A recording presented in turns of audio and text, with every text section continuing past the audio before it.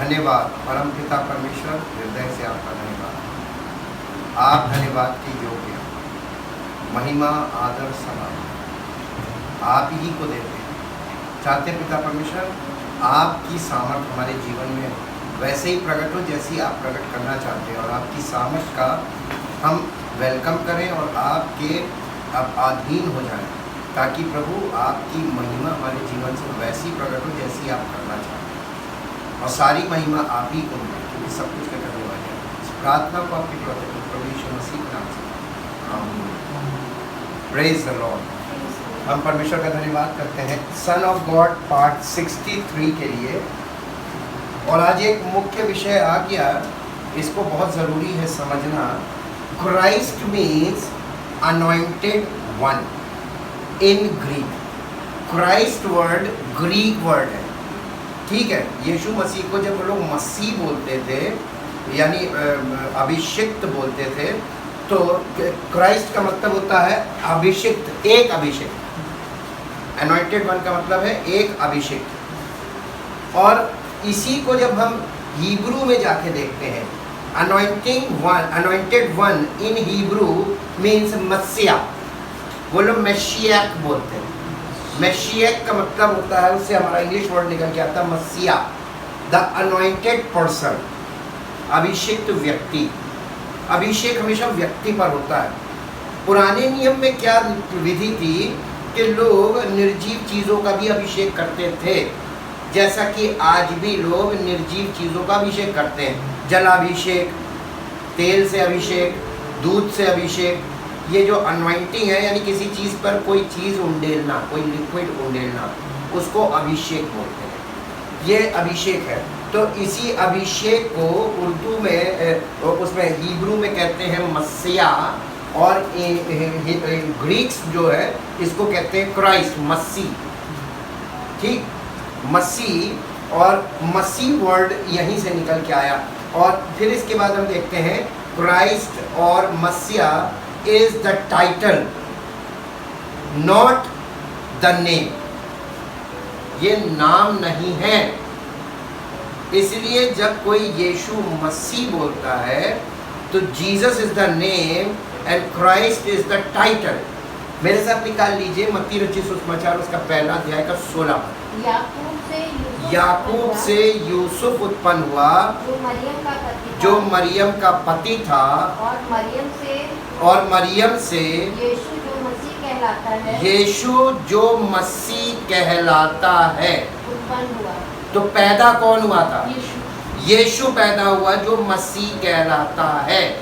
तो called Christ, Christ is the title.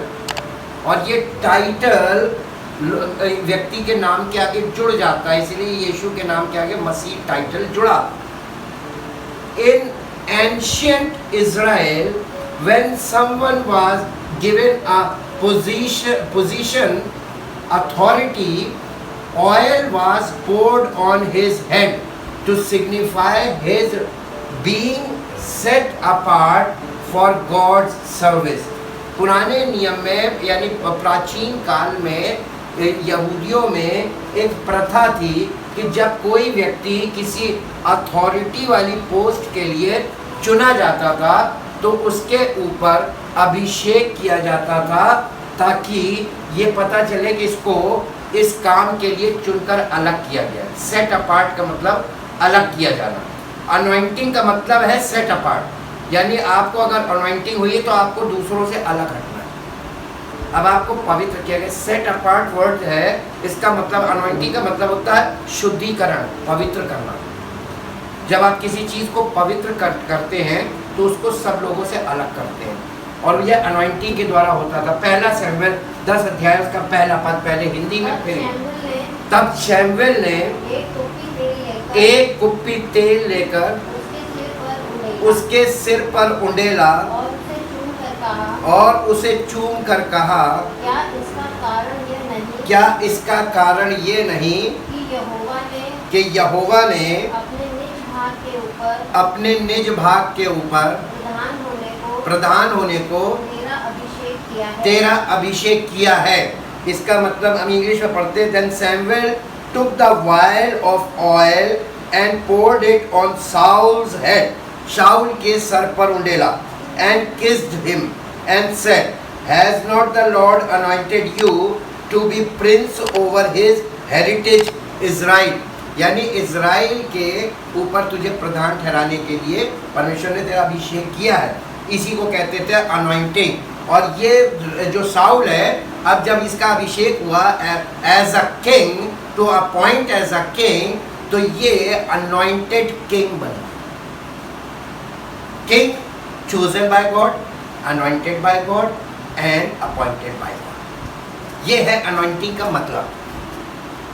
Kings, priest and profits, पुराने नियम में राजा और याजक और भविष्यवक्ता, ये तीन ऐसे ऑफिसेस थे जिन्हें परमेश्वर चुनता और नियुक्त करता। ये काम केवल परमेश्वर के अलावा, जो परमेश्वर जिन्हें चुनता था वो अच्छे राजा होते थे, और जिन्हें परमेश्वर चुनता था वो सच्चे याजक होते थे, और जिन्हें परमेश्वर चुनता था वो सच्चे भविष्यवक्ता होते थे। और जो दूसरे भविष्यवक्ता उनको कॉपी करके बनते थे वो झूठे भविष्यवक्ता होते थे, क्योंकि परमेश्वर उन्हें नहीं चुनता था, वो खुद से खड़े हो जाते थे। और जो झूठे याजक होते थे वो भी अपने स्वयंभू बन जाते थे, और वैसे ही झूठे राजा भी होते थे, फॉल्स किंग्स। तो ये जो परमेश्वर जिन्हें चुनता था, वो चुनने का तरीका क्या था? यहाँ पे लिखा हुआ है, we are anointed in such fashion, यानी ये अभिषेक का एक रीति वहाँ पर थी पुराने नियम में। हमें इस स्टडी को बहुत ज़रूरी है ये समझने के लिए, ताकि हम झूठे सेवक और सच्चे सेवक, झूठे भविष्यवक्ता और सच्चे भविष्यवक्ता, झूठे मसीह और सच्चे मसीह को पहचान सकें। अभिषेक बहुत इंपॉर्टेंट चीज़ है, और इसीलिए anointing was a symbolic act to indicate God's choosing. ये जो अभिषेक था, यही वो चिन्ह होता था जिससे ये पता चलता था कि ये परमेश्वर का चुनाव। अब झूठे मसीह को आप कैसे पहचानेंगे? क्योंकि Jesus Christ is the anointed one, एक ही है। तो एक के अलावा जितने आपको दिखते हैं ये सब झूठे, और आर फॉल्स, सब झूठे। और परमेश्वर के वचन के अंदर पुराने नियम से नए नियम तक जितने भविष्यवक्ताओं का वचन इसमें लिखा हुआ है, भविष्यवाणियों में जिनके नाम हैं, वो केवल सच्चे भविष्यवक्ता, उसके अलावा सब झूठे। और इसी तरीके से सच्चा याजक आज के युग में कोई नहीं। यहाँ पे याजक का मतलब, प्रीस्ट का मतलब हाई प्रीस्ट है, और दो ही हाई प्रीस्ट है। पुराने नियम में जो प्रीस्टहुड चल रहा है वो मूसा के बड़े भाई के द्वारा चल रहा है, जिसका नाम था हारून। और नए नियम में एक ही महायाजक है, जिसका जहाँ से महायाजकीय सेवकाई शुरू हुई है, जिसके अंडर में सारे याजक आते हैं, वो है यीशु मसीह। अब यीशु मसीह के जो याजक होंगे उनमें और जो हारून की लाइन के याजक होंगे उनमें अंतर होगा। वो फिजिकल बेसिस पे काम करते थे, और यीशु मसीह की लाइन के जो यीशु मसीह के अंडर में महायाजक जो याजक होंगे वो किंगली प्रीस्टहुड कहलाता है। वो यीशु मसीह के अभिषेक में होकर, ये बहुत सरल तरीका है पहचानने का। तो ये जो अनॉइंटिंग है, this is the sign to recognize and to know who is a true person। ठीक, इसके लिए पहला शमूएल 24 अध्याय का 6 पद पढ़िए। वो अपने जनों से कहने लगा, वो अपने जनों से कहने लगा, यहोवा ना करे कि मैं अपने प्रभु से, जो यहोवा का अभिषिक्त है, यहोवा का अभिषिक्त है, ऐसा काम करूं कि उस पर हाथ उठाऊं। कि उस पर हाथ उठाओ। ये दाऊद कह रहा है शाऊल के लिए। दाऊद परमेश्वर का चुना हुआ था, और शाऊल लोगों का चुना हुआ था। लोगों ने शाऊल को चुना था कि इसको राजा बनाओ। परमेश्वर ने उसका अभिषेक तो करवा दिया था भविष्यवक्ता के द्वारा। और राजा का अभिषेक कौन करता था? जो ट्रू प्रॉफिट होता था वो किंग को अनॉइंट करता था, और यानी जो याजक का अभिषेक करता था वो भी प्रॉफिट ही करता था। प्रॉफिट के अनॉइंटिंग के बिना किंग और प्रीस्ट नहीं हो सकते। मूसा पहले महायाजक को, अब हम आपसे ये क्वेश्चन करें, पहला महायाजक यानी हारून का, वो मूसा का बड़ा भाई हारून, उसका अभिषेक किसने किया? उसका अभिषेक किसने किया था? कौन भविष्यवक्ता था उससे? मूसा। मूसा के द्वारा उसका अभिषेक हुआ था। परमेश्वर ने मूसा के द्वारा उसका अभिषेक किया था। और वैसे ही आज भी है, परमेश्वर अपने नियम नहीं बदलता। आज कोई भी व्यक्ति सच्चा याजक और सच्चा भविष्यवक्ता नहीं हो सकता अगर मसीह के द्वारा उसका अभिषेक नहीं हुआ। स्वयंभू बहुत से खड़े हैं और खड़े रहेंगे। आपको और हमको पहचानना है झूठे और सच्चे में अंतर। 24 अध्याय का 6 पद, क्योंकि वो यहोवा का अभिषेक है। क्योंकि वो दाऊद परमेश्वर का चुना हुआ राजा था और परमेश्वर ने दाऊद को राजा नियुक्त किया और उसको राजा होने के लिए उसका वो कर दिया था, निरस्त कर दिया था कि अब राजा नहीं रहेगा, क्योंकि उसने परमेश्वर की आज्ञा का उल्लंघन किया था। इसीलिए हमको ये चीज़ सीखनी और समझनी है कि दाऊद ने, उसको मौका मिला था उससे बदला लेने का, लेकिन दाऊद ने उसके ऊपर हाथ इसलिए नहीं उठाया क्योंकि दाऊद ने क्या कहा मालूम है? क्योंकि वो परमेश्वर का अभिषेक, उसके ऊपर अनॉइंटिंग आई थी, परमेश्वर ने उसको अभिषेक किया था, इसलिए अभिषेक के ऊपर हाथ उठाना परमेश्वर का विरोध करना। He said to his men, "The Lord forbid that I should do this to my master, the Lord's anointed, to put my hand out against him when he is the anointed of the Lord." परमेश्वर के अभिषेक पे कभी हाथ नहीं उठाना चाहिए। परमेश्वर के अभिषेक को छूने का मतलब परमेश्वर से पंगा लेना। इसलिए लोगों में डर भी होता है, इसलिए लोग झूठे से भी डरते हैं, सोचते हैं कि अगर हम कुछ उल्टा सीधा कहेंगे तो ये हमारे पर आ जाए, क्योंकि लोगों को सच्चे झूठे की पहचान नहीं है। इसलिए तो झूठे को वो सच्चे का दर्जा दे रहे, ये भी पाप है जो नहीं देना चाहिए। चूंकि उनको जानकारी नहीं है, सत्य नहीं मालूम है, इसलिए वो ऐसा कर रहे हैं और अज्ञानता के कारण वो पाप कर रहे हैं। परमेश्वर चाहता है कि हर व्यक्ति पूरी जानकारी रखे सच्चाई के विषय में।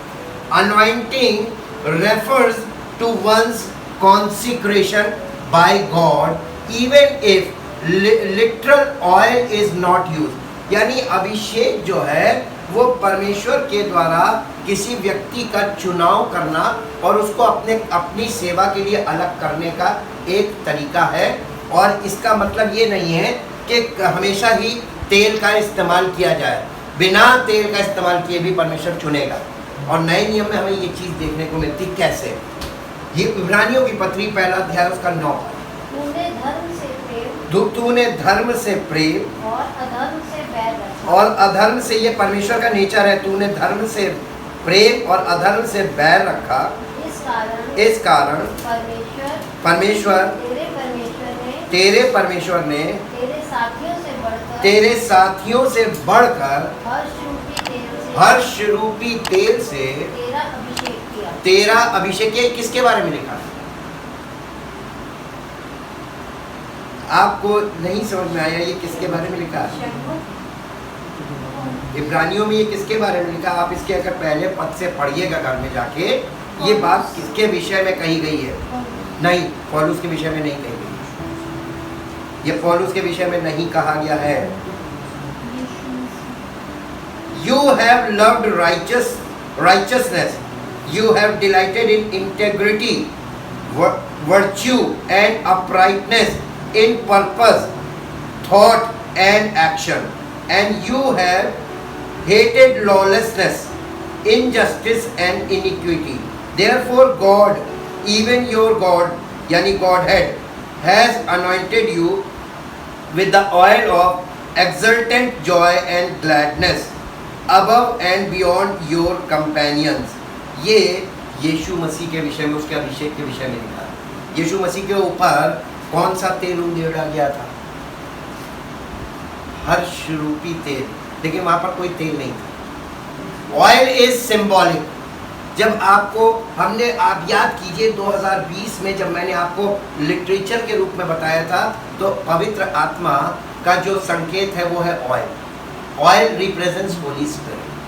पवित्र तेल किस चीज को दिखाता? पवित्र आत्मा के अभिषेक को दिखाता। तो वो तेल आप पर उंडेला गया, और चूंकि कोई तेल नहीं उंडेला गया, जैसे यीशु मसीह पर भी नहीं उंडेला गया था, तो आपने सोचा कि पता नहीं हुआ भी है कि नहीं, शक।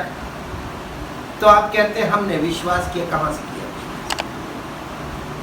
विश्वास तो वो होता है कि उस चीज को ग्रहण कर लेना अपने हृदय में और अपने जीवन को उसी के योग्य समझना कि हम कौन हैं।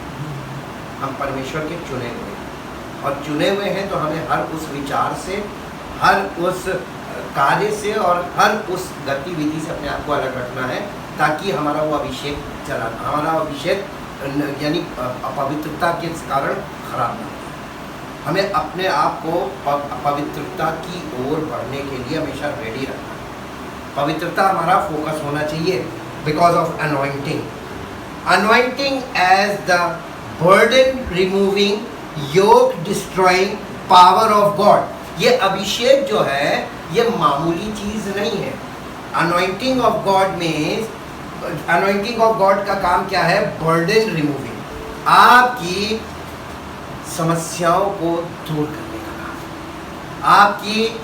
आपको हर चीज से छुड़ाने का काम। और इसीलिए आगे लिखा हुआ है योक डिस्ट्रॉइंग। आप जिस चीज के जो आपको बर्बाद करने के लिए अपने बंधन में लिए हुए, हर बंधन को तोड़ने का काम।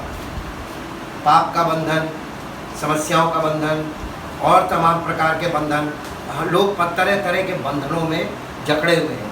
रिलीजियस सिस्टम का बंधन, रिचुअल्स का बंधन, आप सब इन बंधनों में हैं, और एक दिन में सारे बंधन नहीं निकलेंगे। बंधन से छुड़ाने का काम किसका है? अनॉइंटिंग आपको इसीलिए दी गई है। अनॉइंटिंग ही आपको उस बंधन से छुड़ाएगी। The power is in anointing, not ourselves. हमारे अंदर पावर नहीं, पावर उस अभिषेक में है जो हमारे ऊपर हमारा किया गया है।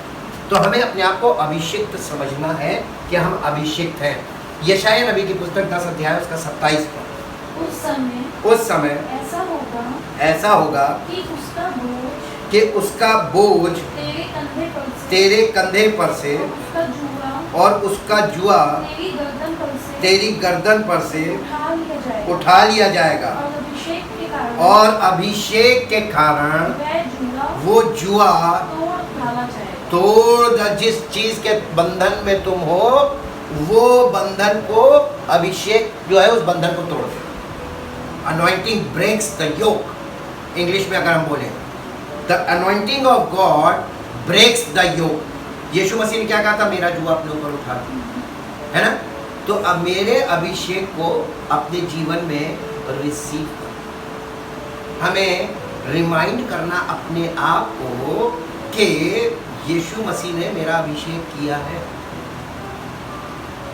काहे से किया है? पवित्र आत्मा, होली स्पिरिट। और होली स्पिरिट के द्वारा हमारा अभिषेक हुआ है। और हम लोग मालूम है लाइफ में यही पार्ट हमारा गड़बड़ होता है कि हम ये भूल जाते हैं कि हमको पवित्र आत्मा मिला है, और हम फिजिकल लाइफ में ऐसी ऐसी बातें बोलते हैं, ऐसा व्यवहार करते हैं, ऐसी गलतियां करते हैं जो हमें नहीं करनी चाहिए, और जिससे वो अभिषेक नहीं काम करता, वो अनॉइंटिंग फेल हो जाती है। क्योंकि परमेश्वर जब पाप के विरोध में है, और जब हम अभिषेक पाने के बाद पाप करते हैं तो परमेश्वर हमें छोड़ देता है, तो ट्रैक चेंज कर देता है। फिजिकल लाइफ में तुम अभिषेक के वैल्यू ही नहीं जानते हो, अभिषेक कितनी इंपॉर्टेंट चीज़ है। नहीं, इसको इंग्लिश में पढ़ते हैं, as my hand and it shall be in that day that the burden of the Assyrian that the burden of the Assyrian Assyrian, ये असूरी लोग थे। अशूरी लोग ये एक कौम थी, एक जाति थी, उसके बारे में। Assyrians shall depart from your shoulders and his yoke from your neck be yoke shall be destroyed the yoke shall be destroyed because of fatness, fatness which prevents it which prevents it from going around from going around your neck. your neck.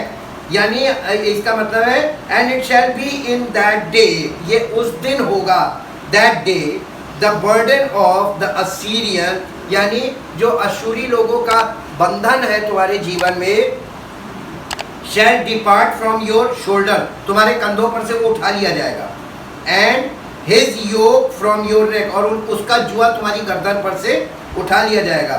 the yoke shall be destroyed, और वो जुआ जो है, वो बंधन वो तोड़ दिया जाएगा, डिस्ट्रॉय, उसको नष्ट कर देगा. वही चीज यीशु मसीह के द्वारा, उसके अभिषेक के द्वारा यही काम हमारे जीवन में होता है. ठीक, ये प्रोफेटिक वर्ड है. नहूम की पुस्तक उसका 1 अध्याय और उसका 13 पद. क्योंकि अब मैं उसका जुआ तेरी गर्दन पर से उतार कर तोड़ डालूंगा और तेरा बंधन है, तेरा बंधन फाड़ डालूंगा. Complete. For now will I break his yoke from off you and will burst your bonds asunder. मैं उस जुए को तोड़कर, और तुम्हें यही छुटकारे का मैसेज है कि तुम्हें छुटकारा दूंगा. In the new testament anointing is by the Holy spirit. यहाँ पे तेल और पानी, इन चीजों का इस्तेमाल नहीं होता. Anointing is only by the Holy spirit, जैसे यीशु मसीह का हुआ था. 1 यूहन्ना 2 अध्याय उसका 18 से 20 पद. परंतु तुम्हारा वो अभिषेक, सॉरी 1 यूहन्ना 2 अध्याय उसका 27 पद. परंतु तुम्हारा वो अभिषेक जो उसकी ओर से किया गया है. किसकी ओर से? किसका अभिषेक? नहीं, किसका अभिषेक किया गया? फिर से पढ़िए, आप लोग ग्रामर पे ध्यान नहीं दे रहे. हाँ, तुम्हारा मतलब जो लोग यीशु मसीह पर विश्वास करके पवित्र आत्मा पाते हैं और पापों की क्षमा पाते हैं, उद्धार पाते हैं, ये उनकी बात की जा रही है. तुम्हारा वो अभिषेक जो उसकी ओर, किसकी ओर से? यीशु मसीह की ओर से किया गया तुम में बना रहता है. और उसके बाद तुम अगर गलत करते हो तो, और तुम्हें नहीं, अगर गलत करते हो उसके बाद तो अभिषेक टूट जाएगा. जी, अभिषेक काम नहीं करेगा, बल्कि हम बहुत भयानक सजा के भागी हो जाएंगे.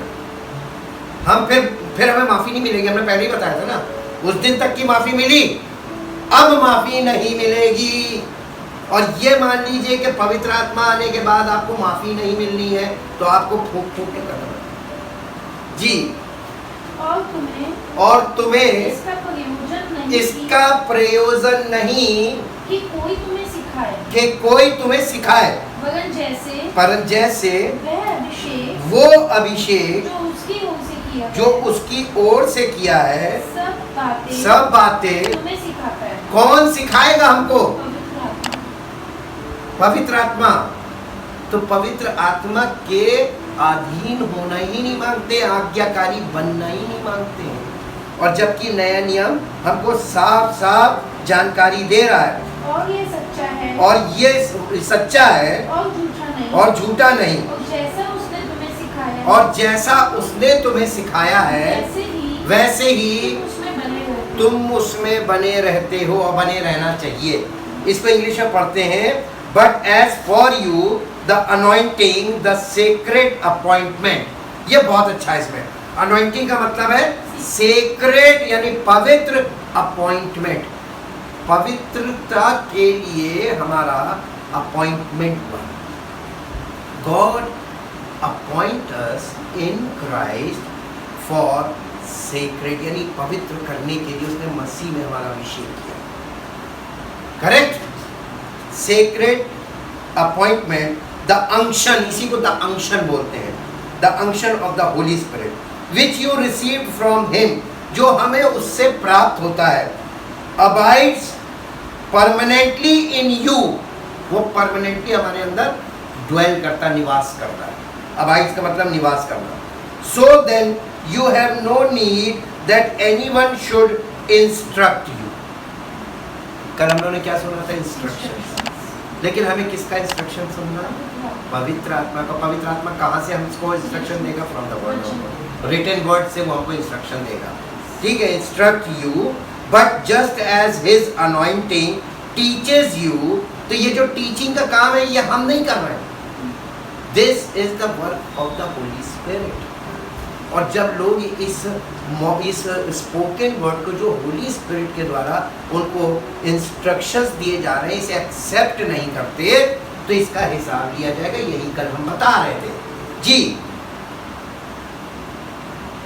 टीचर्स यू ने कहा instruct you, but as just as his anointing teaches you concerning everything and is true and is no falsehood, so you must abide in, live in, never depart from him, being rooted in him and knit to him, just as his anointing has taught you to do।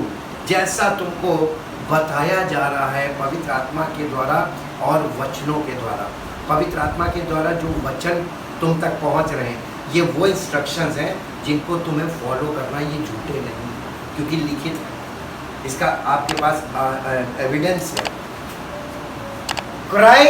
Christian means Christian जाति नहीं है।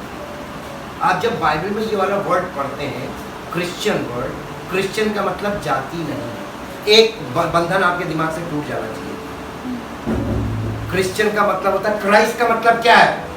Anointed one, anointed one. तो Christian का मतलब क्या हुआ? Anointed by Christ, the anointed one.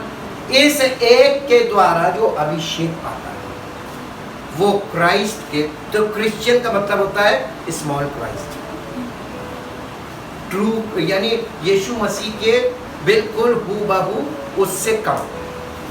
वो ज्यादा पावरफुल था, हम कम हैं, लेकिन हम मसीह के फॉलोअर हैं तो we are small Christ. Christian का मतलब होता है स्मॉल क्राइस्ट। ठीक, तो इसको आप समझ के देखिए। Christian means anointed persons by Christ the anointed one. अब यहां से आप चलेंगे तो ये बिल्कुल क्लियर हो गया। तो इसको कहते हैं क्रिश्चियन। ये पहला यूहन्ना 2 अध्याय 18 से 20। हे लड़कों, ये अंतिम समय है और जैसा तुमने सुना है कि मसीह का विरोधी, हाँ, यानी झूठा मसीह आने वाला है, उसके अनुसार अब भी बहुत से मसीह विरोधी यानी बहुत से झूठे मसीह उठ खड़े हुए हैं, ऑलरेडी हैं जी। इससे हम जानते हैं कि ये अंतिम समय है। This is the sign of the end time. वे निकले तो ये सच्चे मसीहियों में से ही निकले हैं, पर हम में के थे नहीं, क्योंकि अगर वो हम में के होते तो हमारे साथ रहते, पर निकल इसलिए गए कि ये प्रकट हो कि वे सब हम में के नहीं हैं, परंतु तुम्हारा तो उस पवित्र से अभिषेक हुआ है। किससे? यीशु मसीह से, जिसने हमें पवित्र आत्मा दिया। उस पवित्र से अभिषेक हुआ है और तुम सब कुछ जानते हो और नहीं जानते हो तो तुम जानना नहीं चाहते हो, जानना चाहिए। या दोनों तरफ से हम फंस रहे हैं। तुम सब कुछ जानते हो, अगर हम नहीं जानते हैं तो फॉल्ट किसका है? हमको जानना चाहिए जी। हो गया। अब इसको हम इंग्लिश में पढ़ते हैं। इसका चैप्टर 2 का 18 to 20 यहाँ पर इस प्रकार से लिखा हुआ है, boys, it is the last time hour, the last hour, the end of this age, इस युग का अंत। And as you have heard that the Antichrist he who will oppose Christ in the guise of Christ, यानी मसीह के रूप में वो सच्चे मसीह का विरोध करता है, is coming. Even now many antichrists have arisen, which confirms our belief that it is the final, the end time. जिससे ये साफ पता चल जाता है क्या, क्योंकि अंत के दिनों में झूठे मसीह खड़े हो जाएंगे, बहुत ढेर सारे. They went out from our number, but they did not really belong to us. For if they had been of us, they would have remained, यानी remained with us, हमारे साथ वो होते. But they withdrew, that it might be plain that they all are not of us. वो निकल इसलिए ताकि पता चल जाए कि वो हमें के नहीं है. But you have been anointed by you hold a sacred appointment from, you have been given an unction from the Holy One, and you all know the truth, or you know all things. केवल सच्चाई को नहीं, तुम्हें सब बातों को जानना है. ये उसने हम लोगों को बोला है. I write to you not because you are ignorant and do not perceive and know the truth, but because you do perceive and know it, and know positively that nothing false, no deception, no lie is of the truth. ताकि तुम ये समझो कि कोई झूठ उसकी ओर से नहीं है, वो पूरा सत्य है उसकी ओर से. Dwelling in Christ. अब हमने जैसे कल बताया था, यदि तुम मुझ में बने रहो, यीशु मसीह कह रहा है यदि तुम मुझ में बने रहो और मेरा वचन तुम में बना रहे, जो चाहो मांगो हो जाएगा. अब ये चीज़ हम आपको क्लियर समझाते हैं कि इसका कहने का तात्पर्य क्या है. इसको पढ़िए, यूहन्ना रचित सुसमाचार 15:7 पर. यदि तुम मुझ में बने रहो, किस में? मसीह में. हाँ. और मेरा वचन तुम में बना रहे, तो जो चाहो मांगो और वो तुम्हारे लिए हो जाएगा. कितना अच्छा लग रहा ना. और आपको ये लग रहा होगा कि हम तो मसीह में हैं. अब हम आपको बताते हैं मसीह में होने का मतलब, मुझ में बने रहो का मतलब, वचन तुम में बना रहे. तो ये तो आपको रोज वचन को अपने अंदर इस्टेब्लिश करना है. आपको इसको अपने माइंड में, ये आपके माइंड में हमेशा रहे कि हमने क्या सुना है. यादगारी होनी चाहिए कि हमने क्या सुना, वचन क्या कहता है. दूसरी बात, ये वचन हमारे अंदर बना, ये तो हम कर लेते हैं. यीशु मसीह कह रहा है, पहला कदम कह रहा है यदि तुम मुझ में बने. इंग्लिश में पढ़ते हैं. इंग्लिश में क्या लिखा है? If you dwell in me, मतलब live in me, abide inwardly, abide inwardly, यानी यदि तुम मेरे अंदर बने रहो, united to me, and my words remain in you, and continue to live in your heart. What word तुम्हारे हृदय में बना रहे और तुम मुझ में बने रहो. तो यीशु मसीह में बने रहने के लिए हमारे तीनों पार्ट उसमें बने होने चाहिए. हम स्पिरिट, सोल एंड बॉडी. और इसका मतलब मालूम क्या है? अनॉइंटिंग. यदि तुम मेरे अभिषेक पे बने रहो, तो अभिषेक हमको सिखाता है थ्रू हिज वर्ड. तो वो अभिषेक हमको उसके वचन को सिखाता भी है, याद भी दिलाता है. उसका वचन हमें याद रहना चाहिए. वो अभिषेक में, जब कोई व्यक्ति अभिषेक में बना रहता है ना, उसको वचन याद आता है. आप जैसे जैसे अभिषेक में आगे बढ़ते हैं, आप वचन में स्ट्रांग होने लगते हैं. और जैसे जैसे आप वचन में स्ट्रांग होने लगते हैं, आप तब जाके जब ये वाला कोर्स हमारा मैच्योर हो जाते हैं इस चीज, तब उसने कहा जो चाहो ask what ever you will and it shall be done for you. तुम्हारे लिए हो जाएगा. लेकिन आपको मालूम है, जब आप इस लेवल पे जाएंगे तो आप कुछ नहीं मांगेंगे. तब तक आपको ये पता चल जाएगा बिन मांगे सब कुछ दे रहा, और मांगना लालच, तो मांगना नहीं, उसमें बने रहना.